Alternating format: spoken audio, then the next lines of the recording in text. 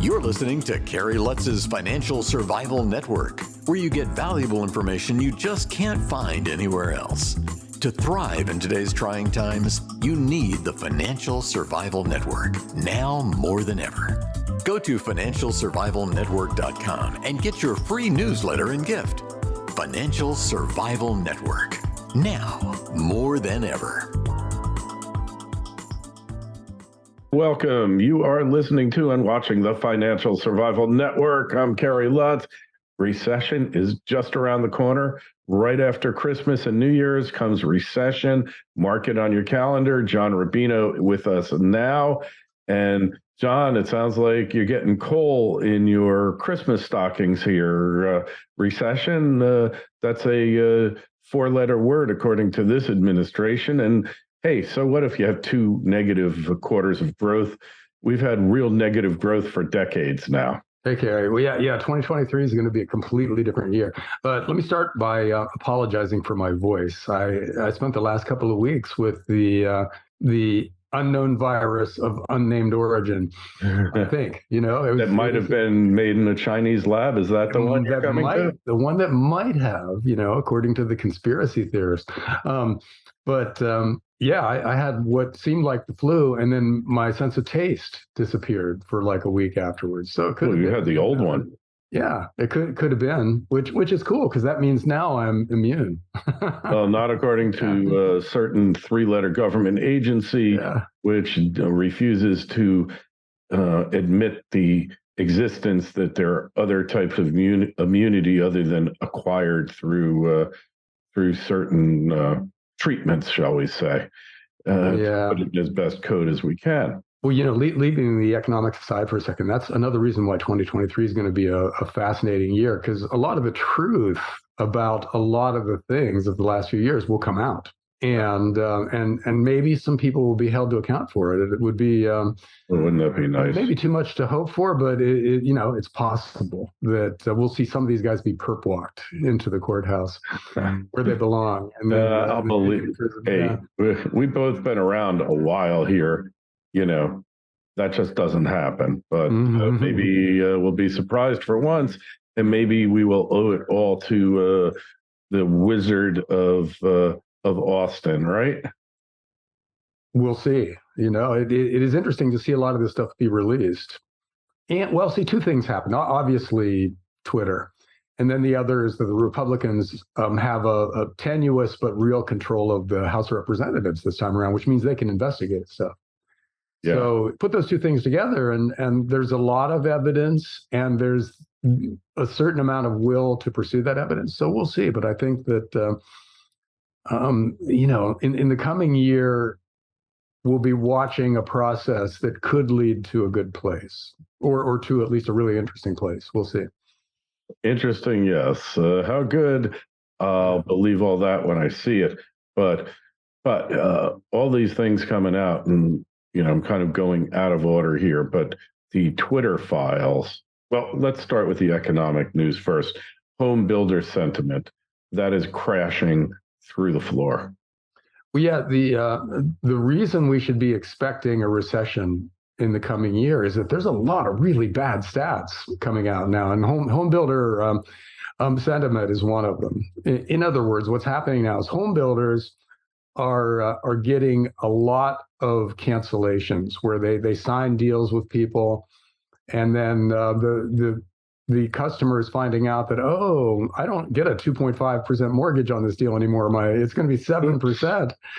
Which means my monthly payments are twice as high as they would have been when I signed up. So I can't do this. I can't retire and build this house at the same time. So there's cancellations everywhere you look. So even with, actually this adds to the story because commodities are going down in price in a lot of cases, and lumber is one of the big ones. So you would normally think that's great for home builders, right? If lumber goes from $1,600 per whatever lot they use, whatever their unit is, to $400, which is what has happened, that makes houses cheaper to build. But it's not enough to offset the increase in mortgage rates. So there's that. Commodity prices are going down. Oil, of course, which is the main commodity which feeds into the economy and our inflation numbers, is down from 120 some dollars a barrel to 75 or so dollars a barrel today. So that's a massive decrease in the price of a crucial commodity, which means the people pumping oil are going to make a lot less money, and the people who own oil mining stock or oil stocks are going to make a lot less money. So that's a recession indicator. And lots of other commodities are way down. Now, meanwhile, the stock market is rolling over too. We've had 2 bad weeks, and then today is another bad day. This is Monday. And from that, from a falling stock market, you get a negative wealth effect. In other words, people who have a lot of stocks and felt really rich over the last 10 years now feel stupid and poor, and they're going to be a lot less likely to buy stuff. So you add it all up, and a recession of some kind, maybe mild, maybe extreme, is basically unavoidable in the coming year, which takes us to some other interesting places with government debt and stuff like that. Yes. Yeah. It takes us really, whoever thought we were going to be in this situation? I mean, we always knew it was coming. I have to give like a hat tip to David Stockman. We had him on the show recently, and he actually had a book. It's called The Great Money Bubble. Where do you get that from? And protect yourself from hyperinflation and the coming devaluation. So even David Stockman knows the money bubble is here and it's happening. Well, see, now here's how that happens. Here's how that thesis plays out, even in a world of deflation in a lot of ways and a slowing economy. Because what's happening now is, as the central banks of the world raise interest rates, that's increasing the interest costs of all the connected governments, which means they have to pay a lot extra. The U.S. is up about $300 billion a year over its previous interest costs, and that's only going to rise as they have to roll over all of their debt at higher and higher interest rates. So they have to borrow the extra interest cost, which means deficits are going to explode. Our deficit will be $1 trillion higher 2 years from now than it is now, just because of extra interest costs, which means our total debt goes up, which means our interest costs start rising exponentially if interest rates don't come back down. And so that's kind of a death spiral for the world's currencies, because once your debt starts soaring in that way, which you can't stop without cutting interest rates, the currency is kind of between a rock and a hard place, because soaring debt is bad for the value of a currency. And then the central bank being forced to cut interest rates back to negative territory, that's bad for the value of your currency. So the end game here of the death spiral that we've now entered by raising interest rates is a currency collapse. And it doesn't look like there's really any way out of it unless we accept a deflationary crash along the lines of the 1930s. In other words, if central banks do not capitulate and start easing again, then we'll get a deflationary crash. But of course, central banks are going to capitulate and start easing again. So that's where we're going to end 2023. We're going to go into it with a weaker and weaker economy and dramatically rising government debt and interest costs, et cetera, et cetera. And we're going to end the year. This, of course, is if we avoid a nuclear war. If that happens, all bets are out. But assuming we avoid one, right? Yeah. But if it's just finance that we're talking about, just the economy, then what will happen is we'll end the year with the central banks of the world capitulating and going back to zero interest rates or negative interest rates. And then we're back in the currency collapse scenario. So this is going to be a really eventful year, and it's going to, I think, shock a lot of people, because it doesn't seem like people get that the really big story here is what's happening to government interest costs. Everybody's looking at, is the Fed going to tighten or ease? And are they going to engineer a soft landing, or it will be a hard landing? None of that matters. All that matters is that we've engineered, we've built soaring deficits into the system now, which means soaring interest rates, soaring interest costs, which means collapse of currencies out there in somewhere in the future. And it'll be interesting to see how central banks respond to that, because they're not very smart, the guys running central banks, but they can read charts just as well as any, high school or college economics major. And those charts are all going to point in that same direction, with a death spiral in government finances leading to a currency collapse.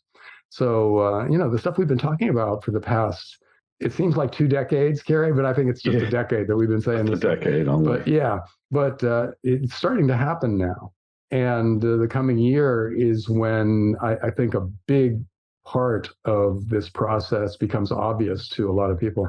Hey, so what about, speaking of bubbles and loan defaults, everything else? We're seeing this in the auto industry, which is about time, because they've been pumping more and more cars, more sales into the channel by easy credit. So that's something that has to go as well. Well, yeah, that's another recession indicator now. Car prices just soared over the last 3 or 4 years.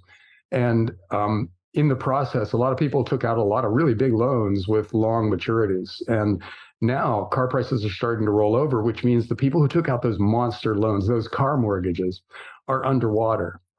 And they also can't really, in a lot of cases, they can't pay the monthly cost as it is, but they can't sell their car because they'll have to take a $15,000 loss on the they're upside down. Yeah, they're upside down. So a lot of them are defaulting now. We're going to see a wave of car loan defaults in the coming year, which is another sign of a recession. That's a thing that happens in the depths of a recession, and that's apparently coming pretty soon, based on the trends in prices and defaults already. It's starting to pick up, and it'll spike sometime during this year. Yeah, I just wonder what the default rate is like on Teslas. It's funny. Tesla it's always been kind of this separate category of cars, because it was a way to virtue signal as well as a way to buy a really fun, high-end car. I feel good about mine. Yeah. Well, now it's become the opposite. It's still a way to virtue signal, but for the other side of the political spectrum. Like, if you're a liberal, you don't want to buy a Tesla. That's like driving around with a MAGA hat on.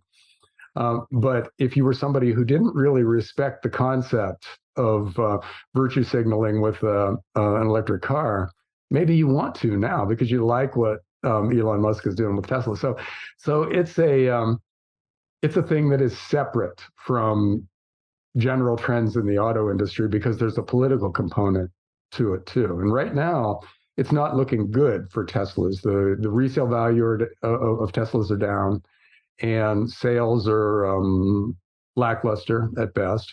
But I think that could change. If it becomes a way of political signaling, then we'll see. It could just be opening up a whole new audience for that kind of a car.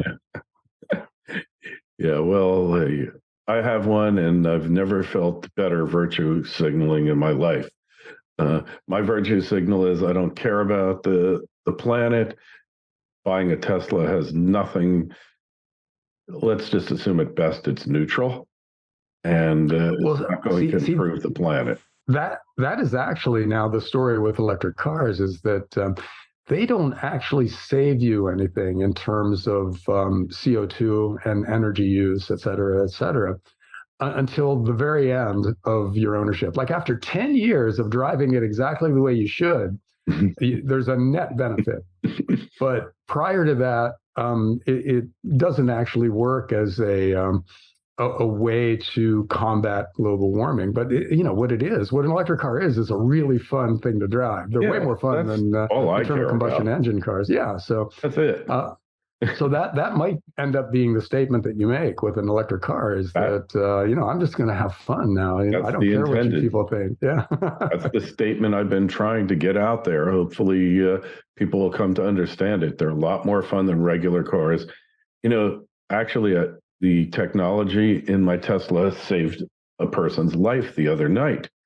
All right. I put it on for the so-called full self-driving FSD, which means you got to watch that thing as if it was a kid getting their learner's permit, because you totally can't trust the car on FSD. And it's dark out. I'm on a divided road, and I have it set for 49 miles an hour. The speed limit's 45 on that stretch. It's dark, can't see anything. All of a sudden, the car brakes. And I'm thinking, oh, okay, it's phantom braking again. That's where you have the car on autopilot, and for no particular reason, it just slams the brakes. It's probably built in to keep you awake, so you'll be more alert because you don't know what the car is going to do. And that thing slams the brakes. I mean, throws me back on the seat, and I look, a bicycle shot right across the road, across that divided highway. And were it not for the car, there's not a question in my mind I would have killed that guy, because there's no way I could see him. He came from my blind spot from the left, didn't see him until literally he was right in front of the car, because I'm not looking to the left on a divided highway to see whether a car or a pedestrian's coming through. It's kind of one of those things, you pick it up in your peripheral vision. It was so dark I couldn't see it. The car literally saved this guy, so we could chalk one up for Elon. Don't just survive, thrive. The Financial Survival Network. Fury Gold Mines is a Canada-focused exploration and development company committed to aggressively growing its scalable, high-grade gold assets with major drill campaigns planned across its 3.5 million ounce portfolio. Fury is led by a management team of proven explorers and developers with a track record of success in advancing and financing project development. Fury Gold Mines is well positioned to create value for investors with low-risk development growth and the potential for a new major discovery. Fury Gold Mines trades on the TSX and NYSE American under the ticker FURY. To learn more, go to furygoldmines.com. That's furygoldmines.com. This is the Financial Survival Network, the information you need to thrive now more than ever. Well, okay, I have two thoughts about that. One is that, you should have tracked that guy down and run over him just on principle, because he's a really bad bike rider. And the other is that did you say you had full self-driving on? Yeah. So you were trusting a car to drive you at night without your input. I'm not sure I'm in this lifetime that I'm ever going to reach that point. It's just that didn't trust it. Scary. Yeah. There's no other cars around me. I didn't trust it to the point where I would take my eyes off the road or, start sending texts. Not that, although you can do that on the highway, it's fairly safe. But local streets, no, I'm actually using it on a local street, and I'm just following up the car because it actually drives better. It pins you in the center of the lane, and you can take over anytime you have to. And no, I felt bad because I felt like, I was going against Darwin's teachings here. And like, now we've got this guy, obviously bad gene pool, and he's going to be around for how much longer and wreaking havoc. And we couldn't have been done with him. But you're in Florida. There's all kinds of self-driving cars down there. So somebody else will get him sooner or later. We can only hope. One of the interesting, the thesis for buying Tesla stock for the last few years has been the fact that they're the leader in self-driving, and they're going to build up a database. In other words, but I mean, they're going to accumulate so much more data than any other self-driving car, and that's going to accelerate their AI's emergence. In other words, they'll get better and better at an accelerating rate until that becomes the product they're selling. They will license their self-driving technology to every other car maker because it's by far the best, and then they're untouchable. Then they're a software company, not a hardware company. So and they are in large measure now a software company, but they do have the best programmers in the world there. There's not a question. They're able to do more with less people than any. Hey, let's talk about Musk's acquisition of Twitter for a moment as an example of the way he does things. All right, there were 7,500 people working at Twitter when he took it over. There's 2,000 now. There were thousands of contractors, contracted censors. They called them trust and safety. I call them distrust and censorship. And he fired all these people. And honestly, the platform has never worked better. They're coming up with innovative services. Yeah, there's been some hiccups, mistakes along the way, but what were all those people doing? And what are they doing now that they weren't doing before? Basically, they were doing nothing but saying no, no, no, no, no, right? Well, there are whole sections of people in the world who should be fired and then go on to like work in warehouses or drive Ubers or something like that, where they're doing something productive. And social media censors are obviously one of the big categories of people that ought to go on to do something productive. And then, on Wall Street, you got a bunch of people like that too, like commodities. We call them schleps. Well, derivatives traders. Okay, derivatives are a quadrillion-dollar business. You could eliminate that whole thing, and not lose a single instance of societal benefit anywhere. And those guys could be, driving Ubers or landscaping or whatever, things that actually need to be done.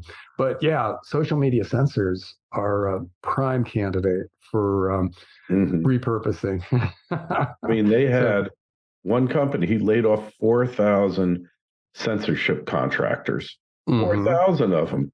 Yeah. I mean, can you just imagine? No wonder the platform was so slow. It had to go through the censorship department before it got posted. It just was unfathomable. Yeah. It's interesting. Elon Musk keeps saying that Tesla is on the verge of bankruptcy because it lost so many advertisers. But at the same time, Twitter, yeah. Twitter, yeah. But at the same time, their cost structure must be way better now too. I mean, if they're paying half as much, those were well-paid people, those censors, right? So you get rid of 150 to be a censor. Yeah, and times 2,000 or whatever, and that's a lot of money. That's a lot of money, yeah. So it could be that Twitter's not nearly as unprofitable as he's making it sound here. Maybe that's a setup so he can announce, "Hey, we made money in the last quarter," And he supposedly, I saw an article that he stopped paying rent in all their buildings. Now, I don't know if that's true or not for Twitter, but obviously they need a heck of a lot less office space.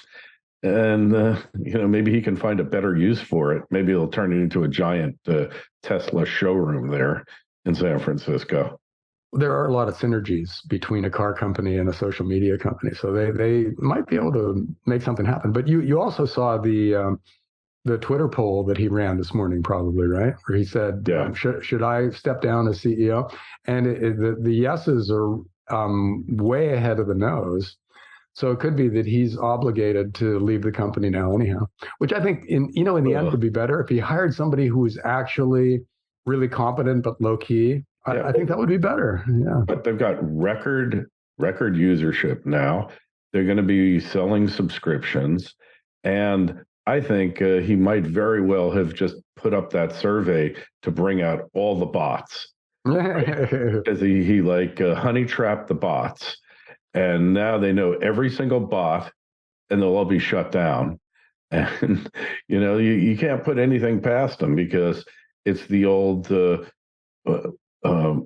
canary to find the spy, right? And you send a note out to each person who you think it is with slightly different phrasing. And then when you see it come back, then you know who it was. And, it's the canary in the coal mine. I can't remember how they call it, canary trap. And so maybe that's what he's doing here. And he will have the last laugh. And he didn't say when he was going to step down either, just that he should. All right. Yeah, I think so. End of next year, I'm stepping down because everybody said I should. Right. Okay. You could say what you're going to do, or you could say the time you're going to do it, but you don't want to say both in a survey that you said you're going to live by. I think we'll find out probably by the time this video drops, because it was only a 2-day poll. Right. So 57% said he should. Yeah. Can you imagine? Like, then he says, all right, I'm no longer the CEO, I'm the acting CEO. Okay, yeah, you're right. There's a lot of ways to rules lawyer out of this, but I think he will step down, because hey, would you want to bring in a new guy to do all that carnage, fire all those people, and then say, all right, let's carry on? And could say, oh, that Elon Musk, man, well, the bad stuff is done. I'm your savior. And it's a lot better for a CEO to do that. Hey, now, by the way, deep state and Twitter. So we got all those drops. The one before last, I think number 5, the Twitter files, was basically like a hotline from certain 3-letter agencies and from certain 3-letter medical agencies. If they didn't like what was being said, they just removed the person at their request without any further investigation. And the same way they removed Trump, and they had no policy on it. It's just, if we didn't like what you said, you're gone. And this is a case where Twitter becomes an extension of the United States government, and they can no longer claim First Amendment rights of their own because they've waived them. They're effectively acting as a governmental agency. And then, I mean, look, Trump wasn't even allowed to block a Twitter follower, right? Once it was determined that all that stuff is public records. And now that the government, that they're doing the government's biting, all the social media platforms, where does that leave us? It means they can't remove anybody or throttle anybody. They had these trending blacklists. So no matter how good you were, you could never be up on the trending, right? Then they had the do not follow blacklist. They had multiple lists that effectively shadow banned you. And then Jack Dorsey got up and said, no, we don't do that. And certainly never for political purposes. And here we are, we find out the FBI is running the show. Yeah, that Joe Rogan interview with Vijaya Gotti and Jack, what was his last name? Dorsey. Jack Dorsey. It was really unwise of those guys, because they lied blatantly in that interview, and now it's all coming out that they were, well, and see, what they were doing was unconstitutional too. I mean, not just unethical and not just slimy, but unconstitutional. The government is not allowed to censor people, and to do it using a private sector company that you're directing is still an unconstitutional act for the government. So it's not clear how the consequences for this end up coming, but there should be consequences for it, because this is just literally the most basic thing government is not allowed to do, right? The First Amendment was the First Amendment for a reason, and they totally violated it. Like, the spirit, the letter, all of it, they just tossed it in a trash can. And then the FBI's response was, hey, we talked to all the social media platforms, nothing to see here, move along, pretty much, right? That we're doing it with all the social media platforms is not really a defense. That's they would have been better off saying, hey, we only did it with Twitter, and we stopped after we realized it was, they didn't do that. They said, we do it with everybody. What's the big deal? Yeah, these are this is really bad. Kerry, the funny thing is, this stuff is coming out, of the government malfeasance. At the same time, more stuff is coming out about the JFK assassination. Yeah, that was interesting. And Tucker Carlson said on the show that he talked to somebody who knows what's there. There's 3% of the documents are left.